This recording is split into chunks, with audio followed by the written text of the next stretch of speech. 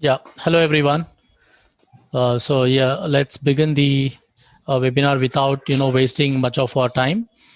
So this webinar is being powered by BenStep Learning Management System, and my name is Saeed, and I work as the director at the BenStep Learning Management System. And so today's webinar is an extension of what we have been doing so far as part of our learning management system webinars. So this one is basically about project governance from initiation to closing. So we have tied up with Nexus Academy US and Egypt branch, and then we have an excellent speaker between us who is going to talk about a very much needed topic in today's times about project governance. Before I in fact talk about the speaker and invite him on the panel, I would like to recommend that you pay attention to the details of the topic. And this webinar is going to be for an hour and a half.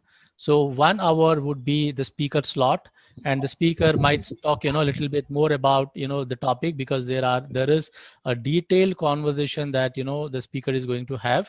And then 15 minutes, or probably around 15 to 20 minutes, we will have Q&A session. So if you have any topics, please feel free to raise in the Q&A session, or in between, if you have any questions, you can raise your hand and then I'll allow you to talk in between. And I would leave on to the speaker, okay, if he would like to have an interactive session, or he would like to take the questions at the end. So the speaker of the day is none other than Mr. Muhammad Al Arabi, who is a management consultant at Nexus Academy USA. He is the co-founder and managing partner as well. There is a lot for me to talk about the speaker, but I would fail in my duty if I just highlight it. So I'll try to keep as detailed as possible. So basically, he has got loads of experience in the management field. He had developed methodologies and frameworks in business, project, and the HR fields. He has been an author in the marketing and management, project management topics in various and he has co-authored, he has written a lot of books, Arabic books as well. He has been a speaker at different conferences, forums, seminars, and webinars as well. And then he has also provided consultation services for the establishment and assessment at various levels of the project management tool.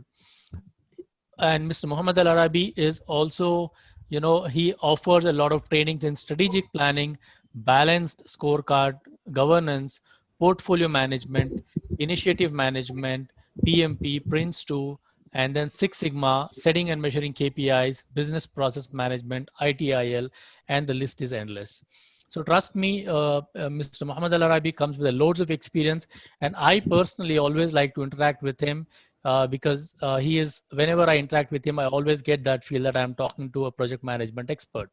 So without wasting much of your time, I would like to invite the speaker of the day, Mr. Muhammad Al Arabi. So I would be coming in at the end of the session again, and I would walk you through a workshop detail and also the learning management system, wherein you can just go through the system and then you can find out more about this particular topic and how do you get advantage out of it.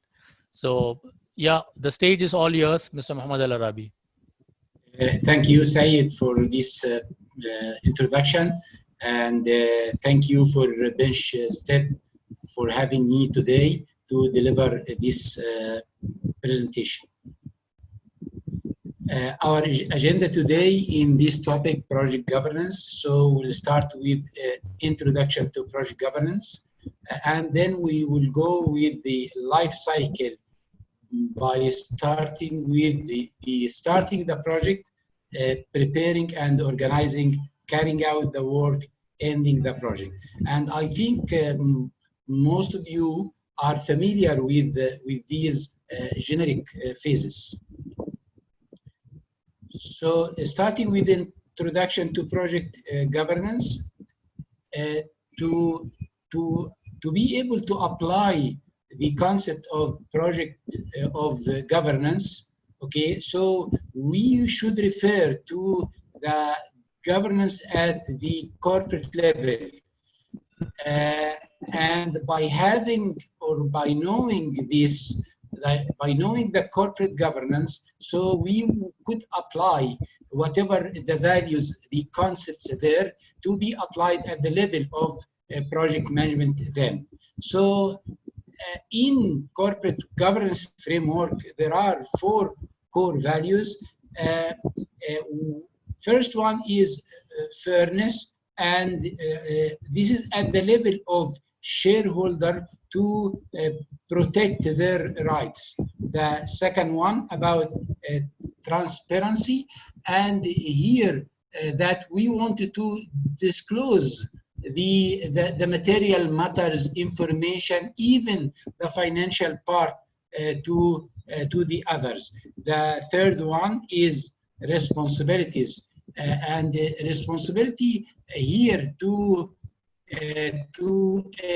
encourage active cooperation between the corporations itself and the stakeholders. And the fourth and last one, but not the least, is the accountability, is the effective monitoring for of management by the board. Okay, and sometimes people say that the last 2 core values are causes for the other 2, I mean fairness and transparency. So what I want to say that that responsibility and accountability are the causes for the effect, I mean for fairness and transparency. And here, once we talk about the governance in project management, okay, so we should have in our mind the 4 core values here across, okay, and what we have here, we have, as we mentioned, that we need to interpret the corporate governance to the area of project management.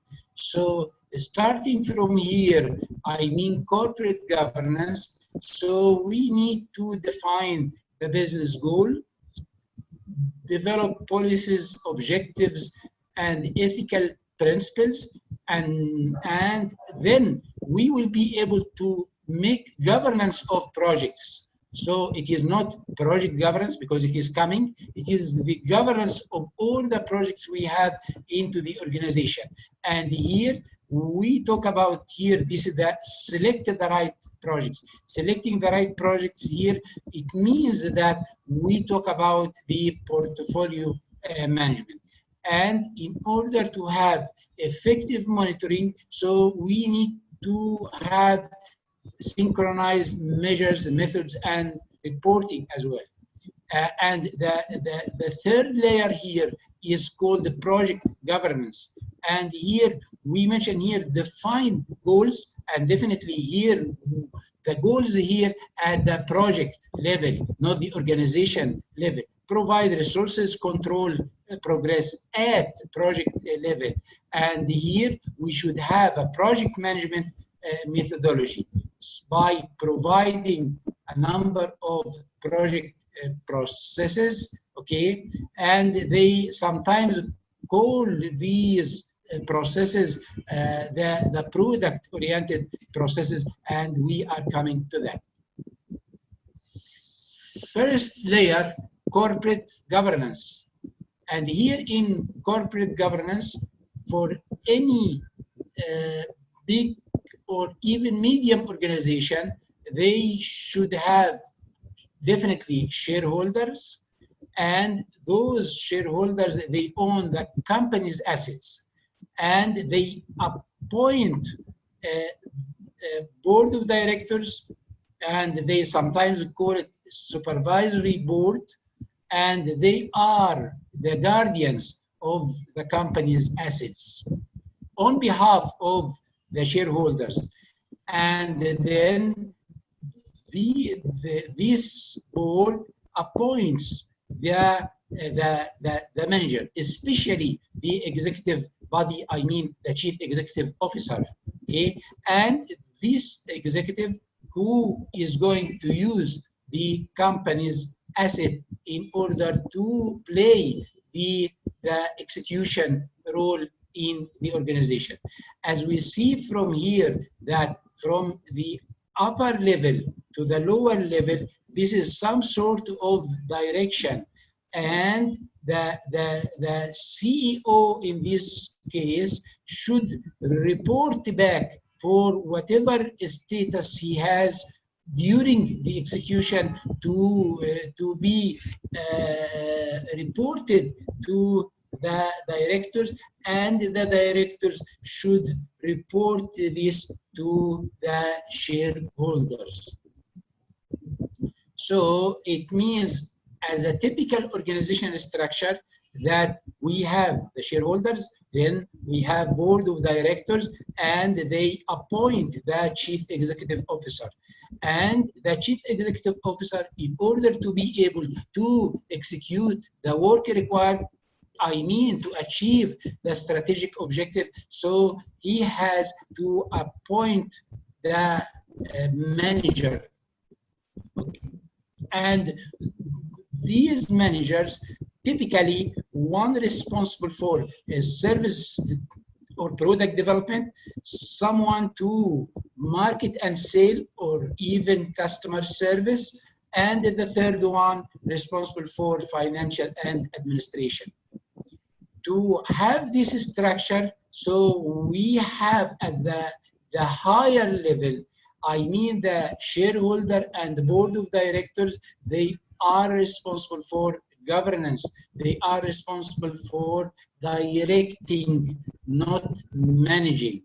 That's why we need to separate the meaning of governance from the meaning of management. So the governance here is an oversight role to answer the question, what's the plan? What are the policies? What are the procedures? So we answer the question, what here?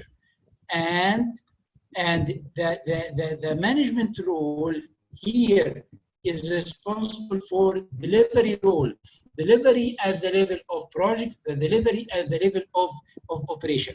And regardless of the structure and the levels of the structure, now as appeared here in this triangle, that when you go down, it means that the governance will be less. And from here, when you go up, it means that the governance, with the management, the delivery role will be high and going up, so the delivery role will be less. It means that at the middle level, the CEO level, so his role is mixing between the directive and the management as well. And as we mentioned that the organizational governance, answer the question, what to control, to direct, to coordinate, okay, by having people, policies, process in order to meet the organizational strategies and objectives. And the other part, the organizational management, to answer the question how to make some sort of coordination, definitely to achieve the strategic objective. But their role, as we mentioned, to deliver.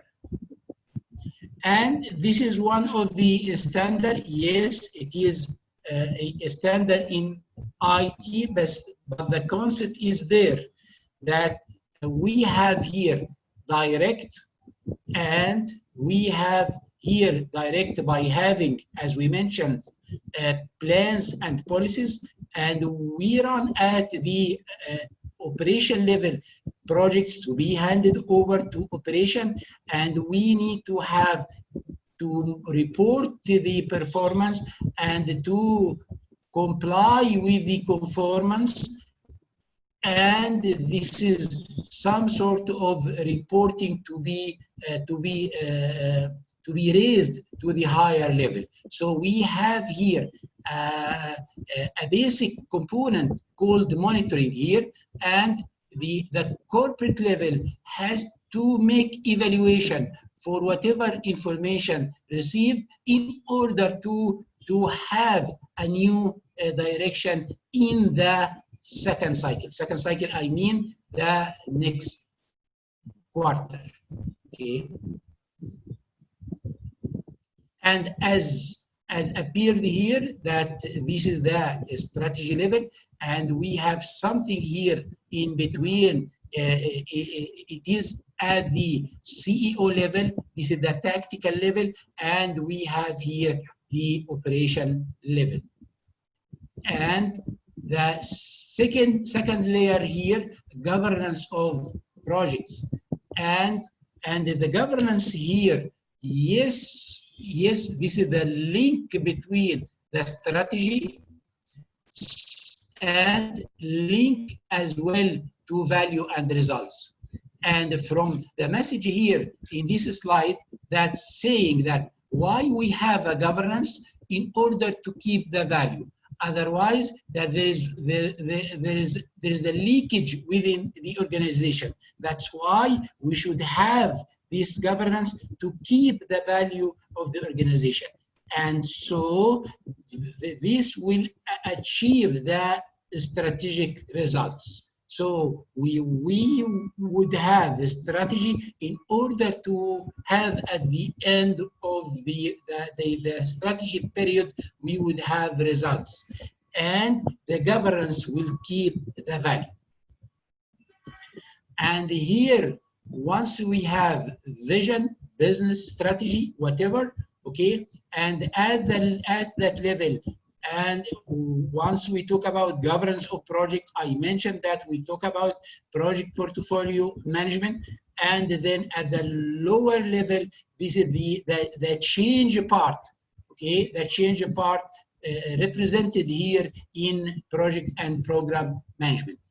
As mentioned here, this is the strategic level, and this is the tactical level, and this is the execution level. Going from top down, so you need to define the goals at that level.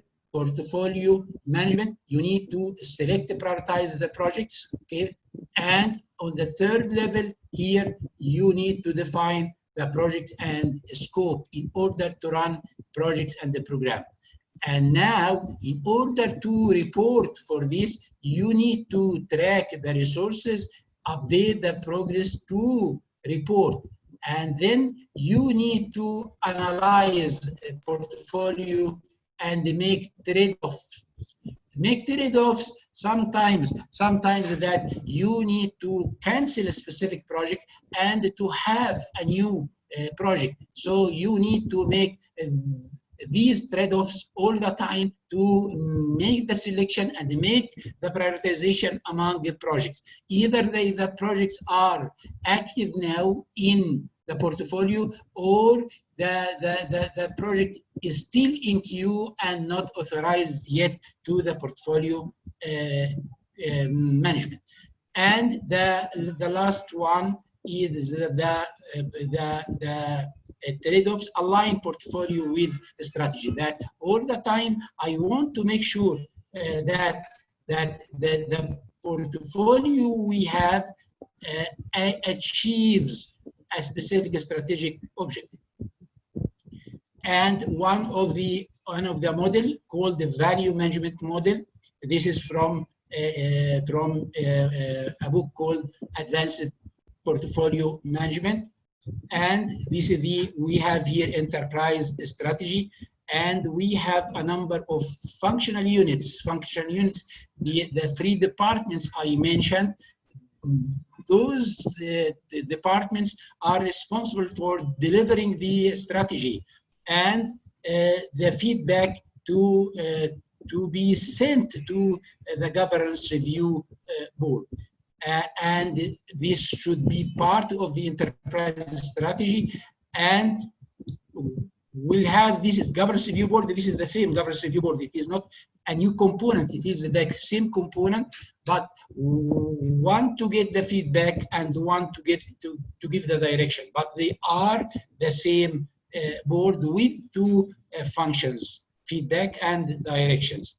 And the direction for prioritization, I mean portfolio management, to the project management office, and there is a loop relationship, let's say, between the functional units that deliver the strategy with the project management office, regardless of the services provided from the PMO.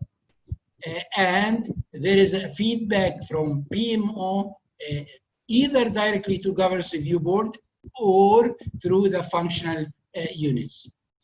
And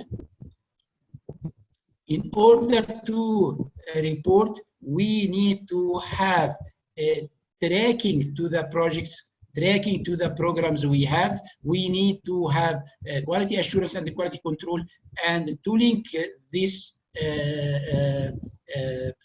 area with the program and the project managers to provide all the time information required from the PMO, and to have governance relationships at the level of portfolio, program, and the project.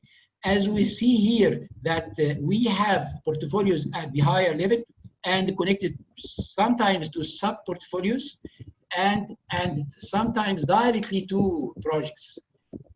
And they may have programs, and from programs we may have sub-programs, and we may have projects. What I want to say from here, that at the higher level, there is a high-level portfolios, and going to program and going to project, okay? But you will not see that there is a program, and under this program, you will not see portfolio, for example. No. So all the time, portfolio, program, and project. And not necessarily that you have program at the level, but you may have portfolio and the project directly, like in this case. And what we have here, we have the letter A and letter C. The letter A represents the governance parts. I mean policies, oversight, control, integration, decision making, and the letter C represents some sort of measuring reports, change requests, issues, risk to make escalation. So all the time, this is the representation of the two arrows. The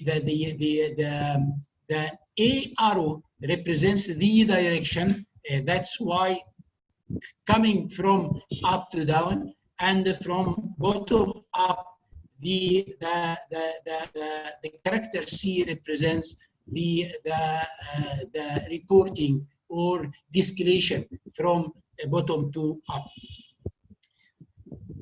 The third layer, we talk about the governance at the project itself, okay? And here, once we have corporate governance and we have project management at the lower level, so we need to link between them. That's why this is the role of the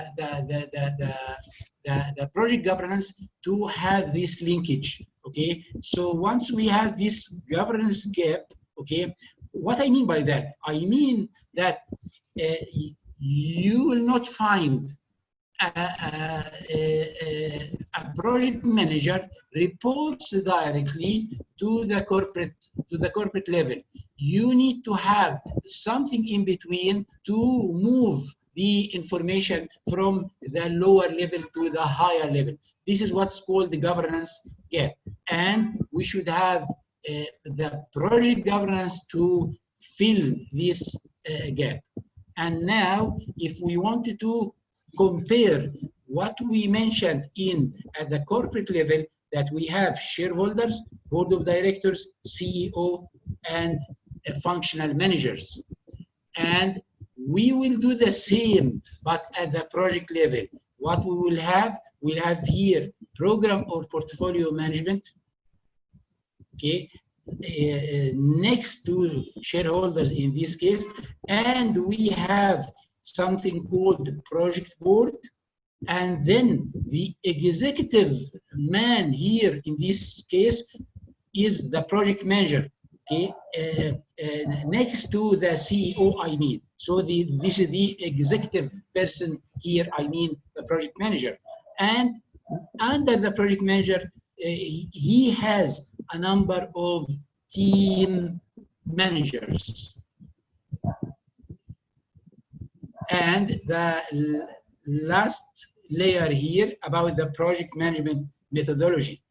And the project management methodology, in order to have a methodology, so we have, let's say, two types of methodologies. One called the project management methodology, and most of people use, let's say, a project management standard book like PMBOK from PMI, or they use the book, the standard book from Axis, I mean Prince 2. Okay, this is the project management methodology, and we have another type of methodology called project lifecycle methodology. And in this case, we depend on a number of, let's say, technical phases that like analysis, design, implementation, handover. These are the technical phases, and these phases have either to have to be in sequence or to be iterative, like in agile method.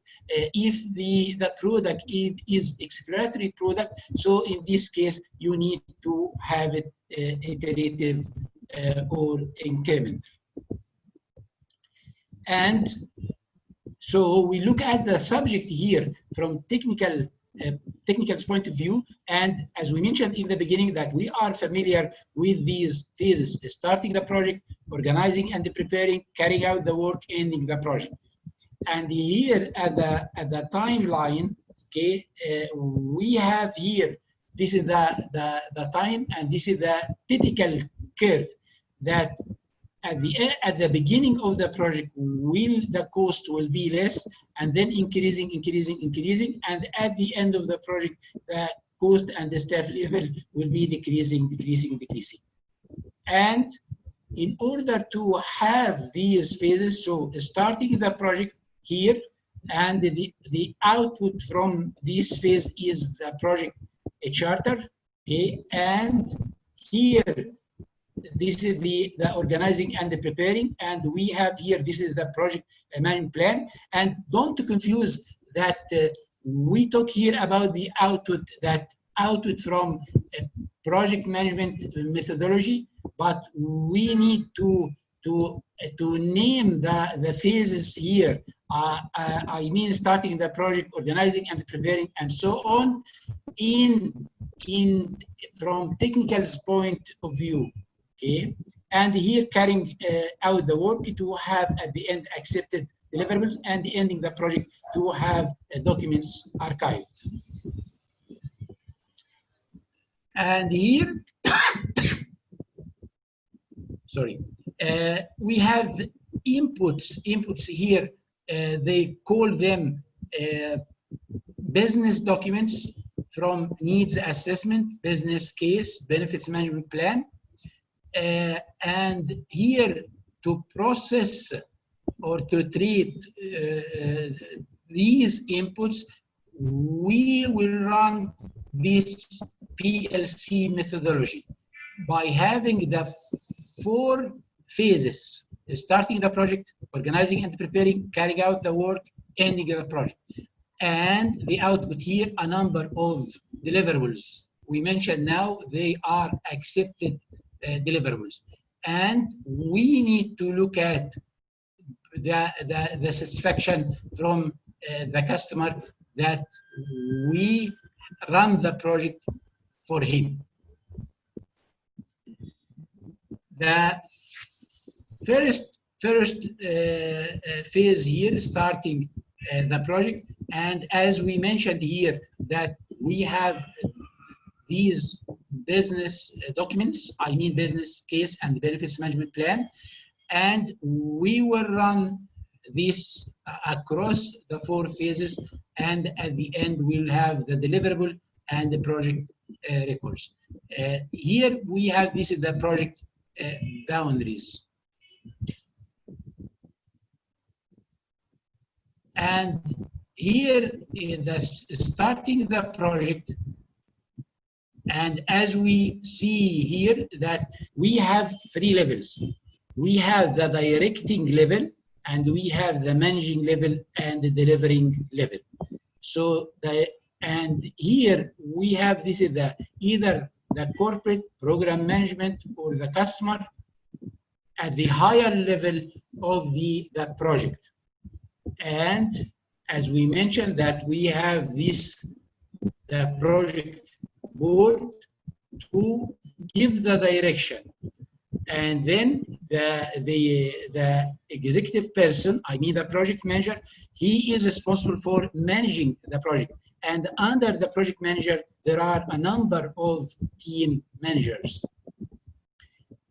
And the same structure here, but in more details, that this area, okay, the dark area, I mean, represents the project management team, including the project board and the project manager here and the team managers here as well.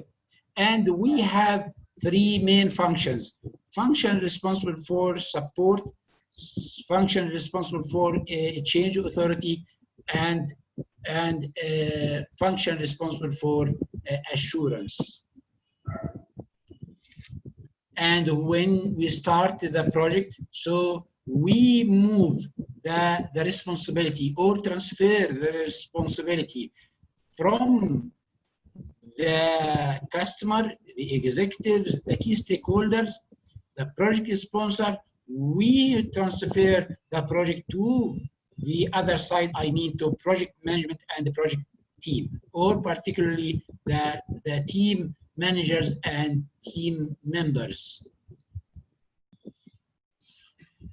And at that level, at the directing level, so we should have a document called the project charter. And then this project charter is a relationship or a partnership between 2 parties. The first party is the customer who wants a specific product, and the other party, the person or the team, I mean the project management team, who is going to deliver this product. Okay, so we have a partner relationship between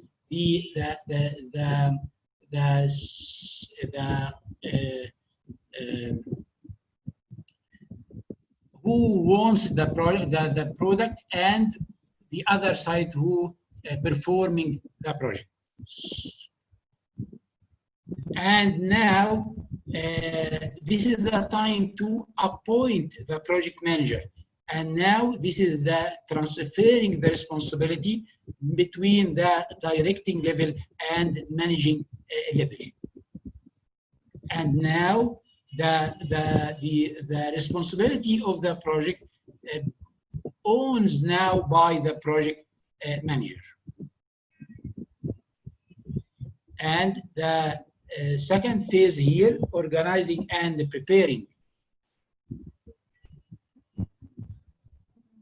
This in organizing and preparing, definitely we will not talk about everything in this area, but let's take it quickly, and we will talk here about the WBS. And in WBS here, what we have, this is the project, our project, and let's say that we have here 2 deliverables. Once we mentioned that there are accepted deliverables, we mean that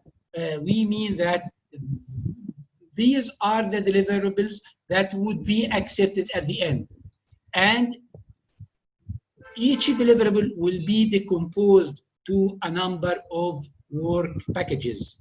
And as appeared here, that the team manager or each team manager will be responsible to have or to produce a work package. And this is an example of work breakdown structure, and this is about conference project. So at that level, we have 5 deliverables, and from each deliverable, we could decompose this deliverable to a number of work packages. So this level, these are the work packages, and here we have now this is 14 work packages. And we have another term called organizational breakdown structure. And this is the normal structure within any organization. But we are going to select the departments, the sections, the people that have role in the project. This is what's called OBS. It is not the normal organizational structure, but the customized one for the departments, sections, people that are participating in the project. And one of the definitions of the project management is to have planning, delegating, and this is the time to delegate, and making monitor and control to keep the project on track. Then our focus here, delegate. Okay, and why? What we have here, this is the work, and this is the work, I mean the WBS, work breakdown structure, and we have here, this is the OBS, organizational breakdown structure. And by having this responsibility assigned matrix, it means we answer the question, who does what? Who does what means that this department or this section will be responsible for a specific work package, or this department at the higher level will be responsible for a specific deliverable, for example. And here we will replace, in order to activate the concept of committees in project management discipline. So we replace the departments with a number of committees to manage the project. So that's why we have here a number of committees. And even if we have a contract with a number of BOQ items, so here, this is the project contract, and we have a number of BOQ. In our case here, we have 3 bill of quantities, and we have here a number of milestones. Under BOQ, we have 3 milestones. Here in this BOQ, we don't have a milestone, and here we have 2 milestones. Now, the committee part here, we have, this is the project board, yes, and we have a board at the project management level. And since we have 3 BOQ, so we will have 3 committees here. And no need to have a complete committee for the milestones. That's why we have only 2 persons at the milestone level, 1 to deliver and 1 to receive. I mean, from the performing organization and the requesting organization. So the person who the performing organization will deliver, and the requesting organization will receive this item. And in each work group committee, that's why for this committee we have two persons, the deliverer, okay, and in our case this is the team manager, okay, and the receiver from the customer side, from the requesting organization side. And here, this is again, this is the WBS and this is the OBS, but now we need to have the team assignment and to have the schedule as well in the high level. So what we have here a number of work packages from this color. This is the work packages, and we need to assign this component, let's say control account, but this is the meaning of accounting purpose, okay? But let's consider it, this is under this department, we have two work groups or two sections, okay? And now under this WBS, I mean deliverable, we have here two work packages here. And then this work group will be assigned for a specific work package. And then under this work package, we have a number of activities sequenced in a way or another, okay? And we have a team here from this work group to be assigned to carry out the activities here. So at the end, we will have a project schedule, okay? So we will have a complete project schedule, and here, as appeared here, we have two work packages, for example, similar to the example we mentioned. The carrying out the work, this is, we are here now. And here to carry out the work, so this is this chart from Prince 2, and particularly that we will go and make controlling stage boundaries, and the important part related to carrying out is managing product delivery. So that's why we put this slide here while we talk about carrying out the work.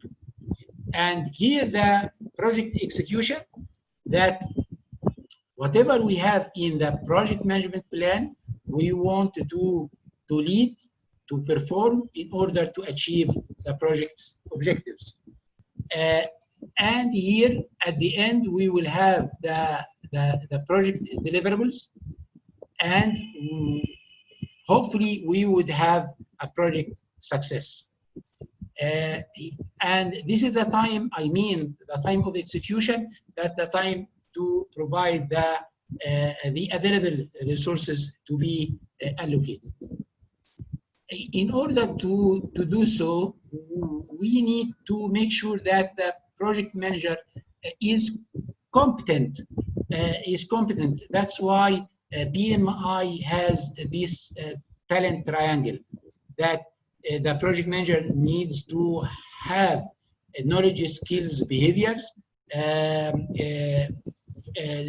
something related to technical project management, and leadership skills, and again, knowledge, skills, and behavior, but related to leadership, and knowledge and expertise related to strategic and business management.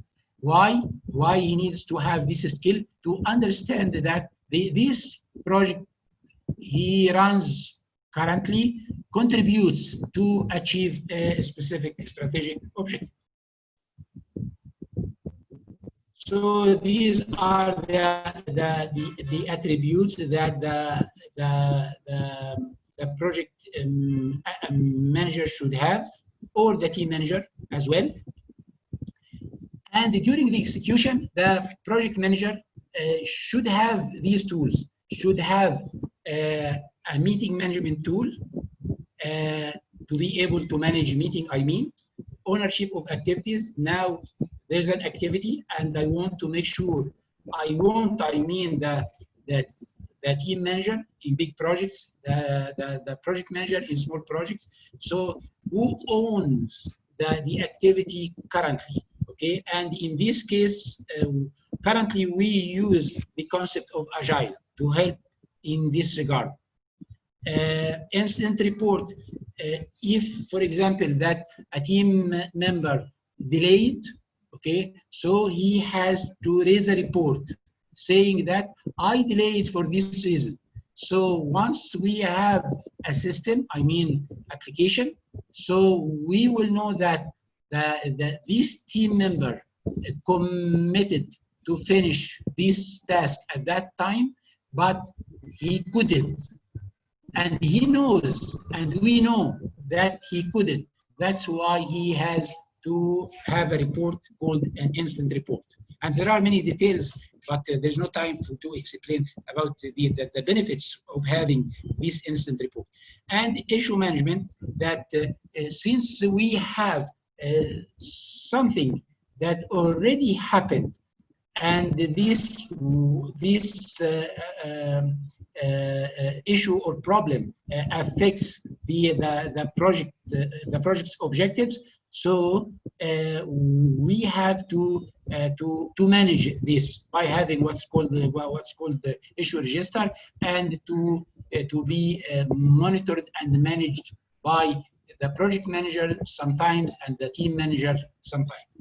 And we have something called correspondence management, and the purpose of correspondence management to have one email tool, okay, not to have email from this organization, email from Google, or email from Hotmail. No, we should have a one tool in order to have all the correspondence within one place. There are many benefits to have this, and there are many available tools in the market to do so. And reporting and decision making, we mentioned that we have this Gantt chart, and we need, and this is the baseline.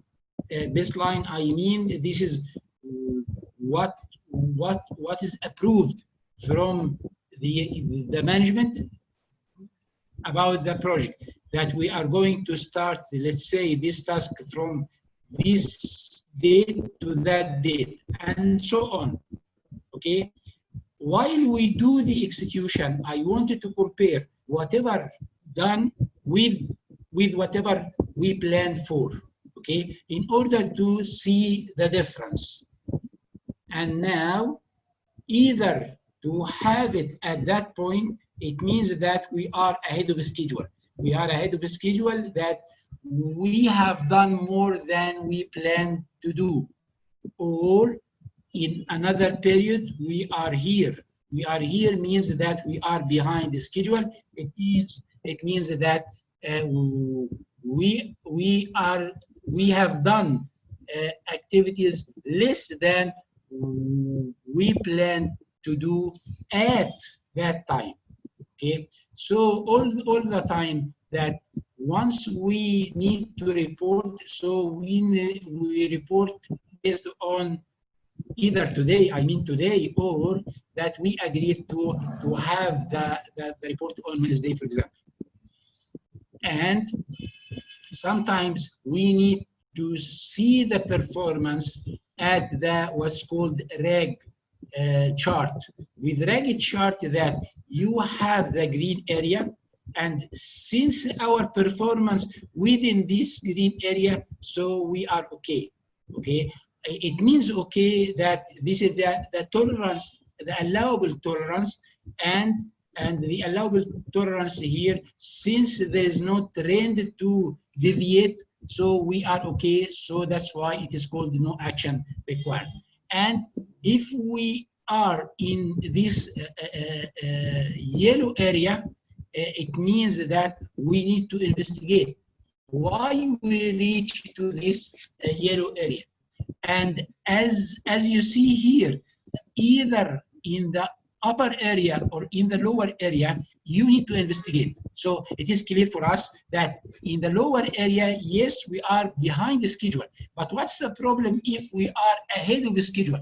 We are ahead of the schedule with something extra. We need to ask ourselves why we are ahead of the schedule with that. It's something that done with low quality, something not done, for example, or something estimated wrong, whatever. Okay, but if we reach to the red area, it means that we are in the we need to have an immediate action. So we could represent definitely by project management software application. We need to represent this in a project dashboard. Okay, with the sometimes they use other colors by the way, not only red, yellow, and green.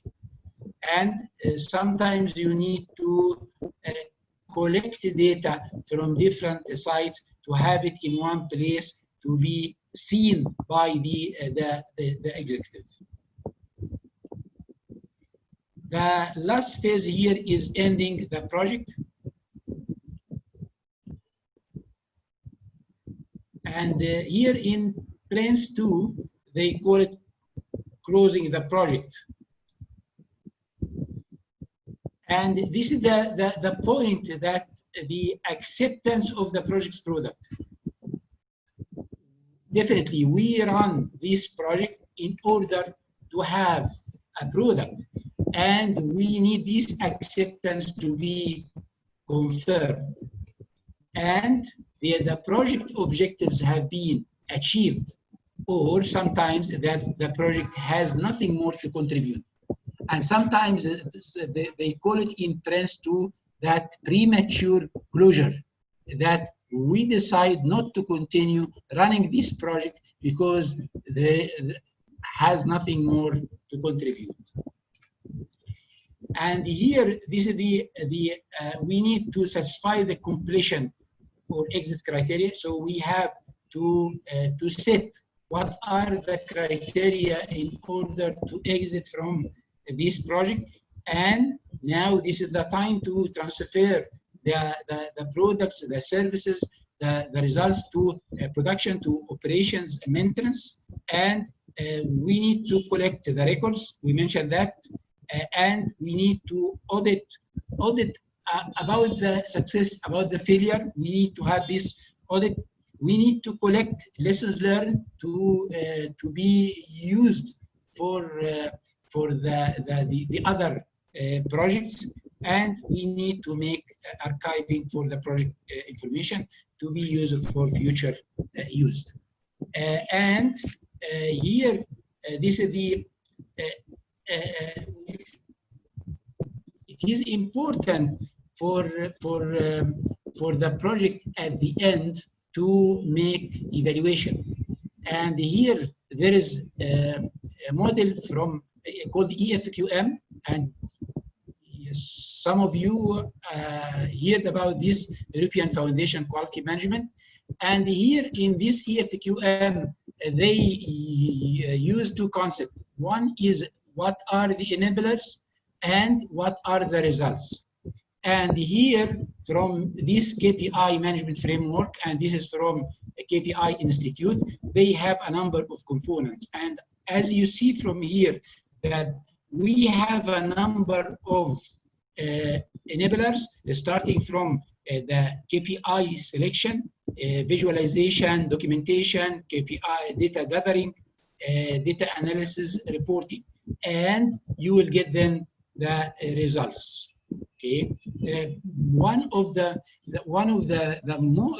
most important results is the capability to have to take a decision. Why I'm saying that? Because we need to depend on the KPI. Okay, by having a number of KPIs at the work group committees here, and we have a KPI at the project management committee and at the steering board or the project board. We need to have a number of KPIs to measure the performance. And we need to measure the performance at the team members. So we have a number of metrics that we could use to measure the performance of team members. And by the way, the team member needs to make like trade-off, that sometimes he needs to be a good communicator. He needs to show the productivity as well, even that his estimation is wrong, and so on. And definitely there is a tool to have to help in this regard. And at the end of the project, we need to have this in the beginning, that this project should have a benefit, what we need to measure to prove realization of the benefits, okay, because this benefit will contribute in achieving a strategic objective. And what we need to measure to prove the project is successful from project's point of view. I mean the project objectives, I mean scope, time, cost, quality, risk, okay, and the benefit as well. And what we need the project to deliver, this is the project scope, and we need to make sure from the beginning, and we mentioned this term, I mean business case, in the beginning, is this project justifiable to do or not? And it is not only in the beginning, but all the time we need to make sure that the project is still justifiable. And why are we doing the project? And this is the driver to have this project, because it achieves strategic objective. Thank you for your time. And you are welcome now to give me questions.